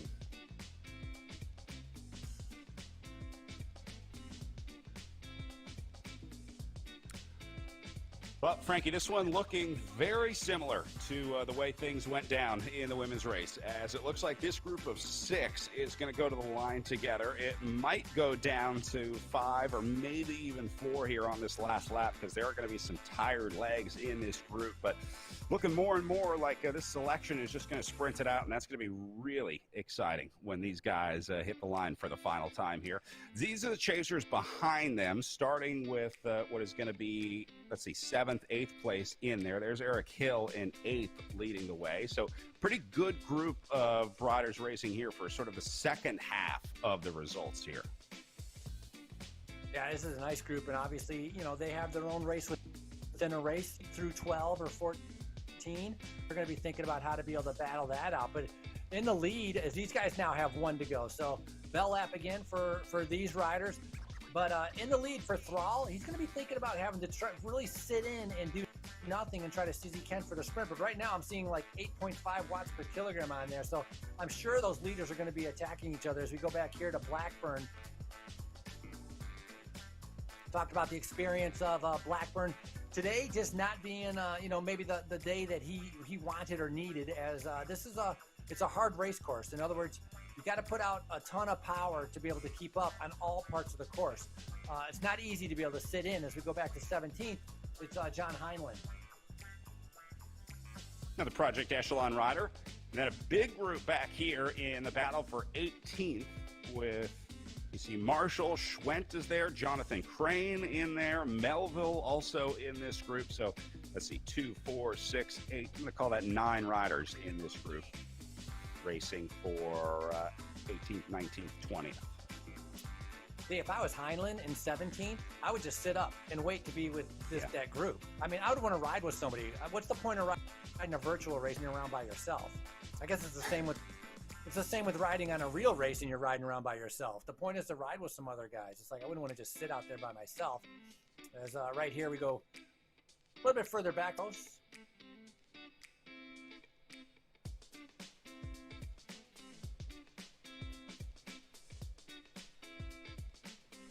Picking up Gray, Wally, and Hutchings. Wally having a tough day out there today. This is an abnormal result for him. There's Timmy Bauer back in 32nd, the pride of Road Bike Action Magazine. Yeah, Timmy Bauer from California is 33rd. A little bit further back is Maven, who is the one complaining a little bit about how hard this course was, experiencing it first time. Triple X Athletico out of Chicago.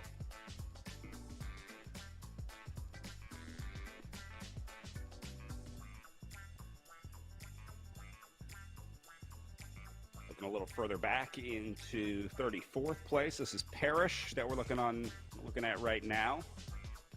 Looks like Siebel going to get up there to him.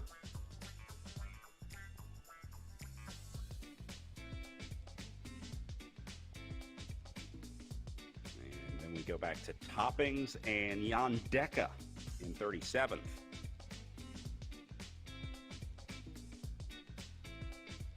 So there's Deca. I'm looking at the left-hand side of the screen. Ben Thomas slipping down to 38th place today. Ay, ay, ay. This is going to be the worst day, I think, that Thomas has had on the Echelon Racing League season all year. I would agree. I mean, if you look at, you go through results from Borrego to Pattersburg, Stelvio, Doylestown, the time trial, everyone, well, he was 6th at Pattersburg. Otherwise, it's all top 5s. So that's a big difference for Ben Thomas. So perhaps something not going good and just kind of deciding to pull the pin and save his legs for another day. But one guy who's going good, Bird, I thought Bird was off a little bit ago. I think he was, and then got back in and then attacked the group. And now he's showing 120 meters ahead of Usborne and Nair. So while we were looking back through the rest of the field, Bird attacked the front of the group and is now solo off the front. So this is what we get for going back to track the top 30 in the group. Bruce Bird taking advantage of the opportunity. Yeah, unbelievable. Off the back, caught him, went off the front on the uphill and just trying to take it to, and we're in the final lap. So we're coming down to maybe a half a lap left. And so the chasers are on right now. The uphills are what's going to kill Bird, because look at the watt, 8.9 watts per kilogram from Segerbruch. Thrall is going to have to hang on here for dear life if he wants to be able to do the sprint here at the end. But Zach Nair also doing a great ride, making sure he's not dropped. So our 4 leaders trying to be able to bring back Bird, doing a good job getting over the lower slopes of the hills.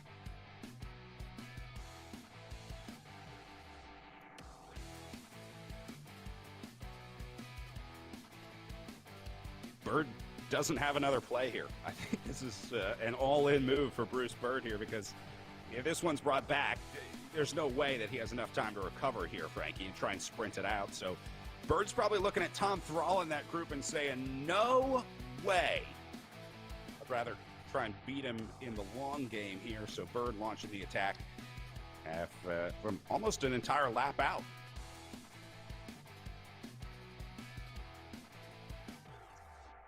Big gamble, that's for sure. But you know what? Maybe it's a gamble worth taking, because he realized, he's done these races before. Maybe he knows he doesn't have the greatest sprint. He's got the power, he's got the endurance. So he's going out there. He's a former triathlete and a duathlon participant. So, he's got the aerobic engine from doing triathlons and duathlons. He's carried that over to cycling and racing for draft racing right now. He's got the biggest, one of the biggest gaps we've seen from a solo individual in the entire race so far. Yeah, I think this is even bigger than Usborne's first attack of the day, the initial attack. As we see the chasers here on the right-hand side of the screen. Ruderham leading the chase. Segbrush getting up here now. They are putting in effort here. I mean, Segbrush going red here, although I think maybe he's trying to leave these guys behind. Yeah, he is. He said, look, you guys aren't doing the work. Bruce Bird is going to make fools out of us if we don't start chasing this guy down. Yeah, and one thing with this, I mean, if you're looking at the virtual, you know, out of sight, out of mind, but in a way that doesn't really apply towards the virtual platform because you just look to the left side of the screen and you can see exactly who's in number 1, who's in number 2, and you can see the distance. But you know, on screen, he was out of sight and out of mind. But Sedgebrook, like you just mentioned, big watts per kilogram that he did on that uphill.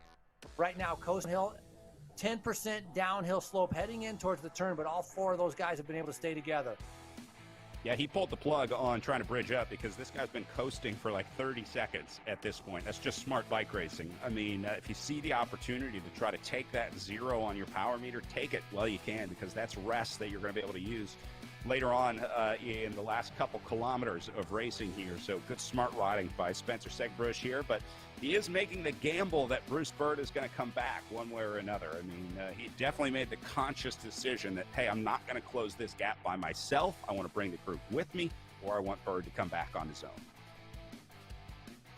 Well, it looks like it's coming down a little bit. 80, it was, 100 meters, 90 meters, 70 meters. So the speed at 30 kilometers per hour right now as they hit the, the 12% grade, this is going to be the difference maker. This is where Bird is going to have to dig deep to be able to hold on to that gap. If he can get over this with a decent gap, maybe he has a chance, but this is the hard part right now. 10% uphill as Oosborn hits to the front. Thrall looks like he's starting to get dropped, so big problems for Thrall. Oh no, it was just a little bit of a lag for his power meter to catch up, but see how he's going back and forth, so Thrall struggling a little bit as Oosborn's just pushing the pace. Yeah, this is why you want that steady power. You want to be able to just maintain it, stay in the draft, but that's easier said than done. Look at the separation happening at the front now. Oosborn going again.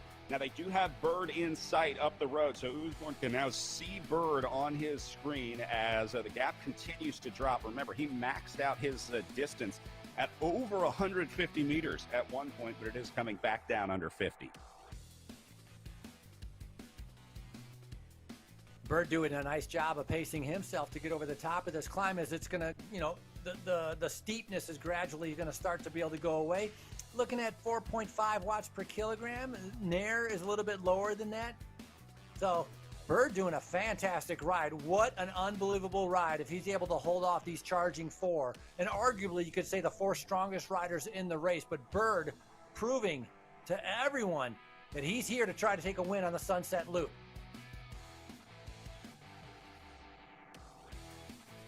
Man, if this pays off, this will be a ride for the ages. Beating the kids at their own game here for Bruce Bird. Absolutely. Absolutely. Racing for Draft Racing, Canadian, right now off the front with the gap and trying to see, can't really tell if it's going up or not, but he's looking within himself. And so again, like from this visual, out of sight, out of mind, but when they look on the side of the screen, they're going to see 100 meters, 200 meters. They're going to know exactly what's going on. And I don't think anybody in this chase group is willing to be the sucker that makes the first move. And Brad, look at that. Yellows, blues, right? Yellows and blues, that's really not a big effort, is it? No, these guys are not putting in the effort that they're going to need to. Ruderham might have had something to do with that, trying to set a false tempo up on the front, and they're running out of time. We're inside 3K to go for these guys. Well, for Bird, these guys a little farther back at about 120 meters. Wow, this is incredible for Bruce Bird today. And we talked about maybe the advantage of having a teammate. This is maybe a perfect example with Sedgebrook being able to kind of launch and get onto the wheels and be able to shut things down. As we see Oosborn right now, 9 watts per kilogram. So things are going down in the back as the chase is on right now. And look at them. The riders are coming up. It's amazing how quickly they can shut down a gap, and that's exactly what's happening right now. Bird has to react to this. Zach Nair in a little bit of trouble, trying to respond to this redoubling of the effort. Back for the chasers. And once again, Oosborn is the one leading the way. The eternal thorn in Bruce Bird's side. No, sorry, Brad. Rudderham in a perfect position to just sit and wait, sit, and hoping that his teammate Bird can hold everybody off. But if not, I think Rutherham should be able to respond to this, and Thrall really needs to be able to stay in there because he's going to have the quickest sprint out of the remaining riders. Great chance for victory for Thrall, but also for Draft Racing with either Bird or Sedgebrush. Gap is down to 40 meters for Bruce Bird back to Sedgebruch and Usborne. They can now see Bruce Bird on their screens up the road. Remember, this went from 150 to 40 meters pretty quickly as they approach 2 kilometers to go. The math doesn't work out for Bruce Bird right now unless he picks up the tempo here. Bird has to get into that orange and red zone because they're doing it in the chase behind him. They are all red across the board on the right side of your screen there. So Bird needs to find some more watts in his tank if he's going to make this one work. Yeah, Bird, he needs to get to the top of the climb. He needs to get to the downhill to be able to have a chance. But you're right, a lot of red coming from the riders in the back, and they're gradually making it back. And look at that, Usborne starting to drop, has a little bit of a gap on Rutherham. Sedgebrook suffering a little bit also with Nair. So Rutherham, sorry, I don't know if I was saying Sedgebrook was going to have a good advantage. Rutherham is the one that I meant that's going to have a good advantage. The other rider from Draft Racing able to follow the wheels and be able to sit on, but Bird about to be re-caught by Usborne. Rutherham can just let this happen. He can sit right on Usborne's wheel and say, great, you used all your energy trying to chase my guy down, trying to chase down Bruce Bird. And you're absolutely right, Frankie. Great opportunity for Rutherham to try to go over the top, but I think he's got to do it long range. We're inside 2K to go now. Rutherham can't just rely on beating Usborne in a sprint. He has to really launch an effort over the top of Usborne if or when they catch Bird, because he's still dangling off the front here.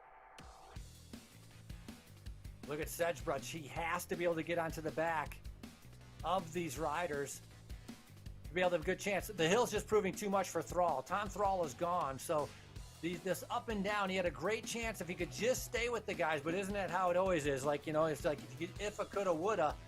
Thrall had a good chance. You can see him chasing way in the back there, a little bit off the back. So if Thrall can get up here, he might have a chance for the sprint, but again, the kilometers are diminishing. They're going away, starting to run out of road as Usborne's pushing the pace. 1.5K to go now for these guys up on the front. Draft Racing has Usborne exactly where they want him right now as Rutherham goes now. This is what I was talking about, Frankie. Textbook racing here from Draft as Rutherham goes now. Rutherham counterattack. Maybe not. Well, he should have the legs. Like I said, he did a great time trial, 6 kilogram, but Usborne maybe having a better day right now. And Bird hanging tough, not even getting dropped from the counterattacks from everybody. This is Rutherham. Desperately trying to hold on to the wheel of Matt Usborne now. Man, this is great. I love watching these guys battle it out in the last kilometer. It's like as hard as I was seeing Rutherham going, he's probably thinking like, how in the heck is it to stay with me? And Usborne's going as hard as he can, and he's thinking, how is this young kid able to stay on my wheel? But that's exactly what they're doing. They are marking each other. Rutherham right now out of the saddle, doing everything he can to stay on Usborne's wheel. He's got to get into the draft. It's now or never to be able to make it to the finish line. Rutherham suffering. Let's take a look at Usborne here. Oh, Rutherham's going to crack. He's got to get on the wheel. This is so close, Brad. That's hard to watch. Come on, Rutherham. And look at the effort from Usborne. You talked about it. He's been missing that elusive win, and now a big opportunity to be able to take it here. Usborne into the red. He's into the finish stretch, and I think he's going to do it. It finally pays off for Matt Usborne today as Above and Beyond Cancer gets the win at the virtual Redlands Bicycle Classic. The first guy to attack out of the gate, it came back, they attacked again, and in the end, Usborne, the only one able to hold on for the win. And look at these guys. They are absolutely crushed after that ride. Absolutely blown. Unbelievable performance. You know, and you know what would be interesting is like Usborne realizes how hard he went and how bad he feels. He has no idea how hard Rutherham went also, and how they both were like barely able to stay on their bikes, even in stationary trainers at the finish line. That was a showdown, an epic showdown worthy of the Sunset Loop at Redlands. All right, let's watch these guys finish up. This is going to be 7th place on down, as looks like Duel going to try and lead the way, although he's going to get swarmed by these guys behind him. Here goes Warner. Here comes Ravel. Hill is in there as well. Yeah, Rebel Duel gets doing a swarmed. good Now job. comes Hayden Warner up the right side. Go ahead. I was just gonna say, Duel doing a good job. Races for Team California. He's a Zwift software engineer, 22 years old, and so right now everybody else. Eric Hill is in here trying to be able to set it up. Eric's done enough of these to know that the positioning is important when you're setting up for a sprint, as he just now goes flying up to the front. Warner also has done a lot of these, has had good results. Racing for Above and Beyond Cancer. So Hayden Warner right now on the front. I'm not sure where the banner is or how far it is to go, but it looks like the sprint is definitely starting right now. So an all-out sprint right now, trying to be able to see who will pick those 7 through 12. Looks like Rebel going to the line, but he gets swarmed. Doesn't quite make it. So I'm going to say that's McKinney. Yeah, McKinney going to take 7th. Then Eric Hill will roll through into 13th. Pretty good. McKinney, a nice time to sprint right there. O'Dowd also coming through there with Harden, and then Warner and Hill. Gotta say, Hill, a nice ride. Being able to, what a tough course. It'll be interesting to talk to any of these guys to describe how hard this course was, how hard the hill was. Also, the start, I don't know if the start seemed harder than usual, but it seemed like it was harder than usual because the speed was so high in the very first part of the race. And I wonder if that affected some of the guys. All right, we're going to grab a word with our race winner, Matt Usborne, in our Zoom room. Matt, it finally worked out for you. Congratulations, man. This has been a long time coming. It's got to feel good to finally get this done today. Oh, it's like a chicken with a key on a keyboard. Every now and then I peck in the right chord, right number, and make a word. It's pretty good. Hey, so obviously breakaways were a big part of your plan and your riding. Safe to say you don't consider yourself a sprinter. I mean, does it feel good to finally have this pay off, to see, like, man, it's that 99 times out of 100. You get caught out of the breakaway, but the one time it goes right, it's magical. Oh, absolutely, 100%. Yeah, I definitely not a sprinter. I'm kind of a all-rounder, kind of in the middle, not a pure climber like a Zach Nair or someone like that. I'm kind of take my chances where I can. Any teamwork out there today? We were trying to figure out if you guys can really work together well in the virtual racing world. I mean, how does that work for you guys? Yeah, absolutely. So Hayden was in the second group back, and so I covered the front move and just make sure like I don't work with it or I roll through, allow my teammate to get back up, and then we can take turns covering attacks, making sure one of us is in position to go with any of the danger guys. Was there a point today where you thought I might have gone a little too deep? There were a couple times where the group came up and caught you, and it was like I didn't know how you were going to recover from that. Every single time up the hill. I mean, the team motto with Above and Beyond is, live life to the fullest. I mean, cancer is a disease that affects, everyone really, directly or indirectly, and we just look to seize the moments that we can, and in line with our team ethos. We certainly found the opportunity today. Hey, we were talking about where you're racing. It looks like you're outside. Are you on a balcony somewhere? I'm absolutely on a balcony. Oh, here we go. So nice. I'm downtown Vancouver. Yeah. So cell block H is actually, my wife kicks me out, so I have to do all my grunting and groaning out on the balcony. Well, not a bad place to take a win from. Congratulations out there today, Matt. That is Matt Usborne, your race winner in the Redlands Bicycle Classic Sunset Loop Road Race. Thanks, guys.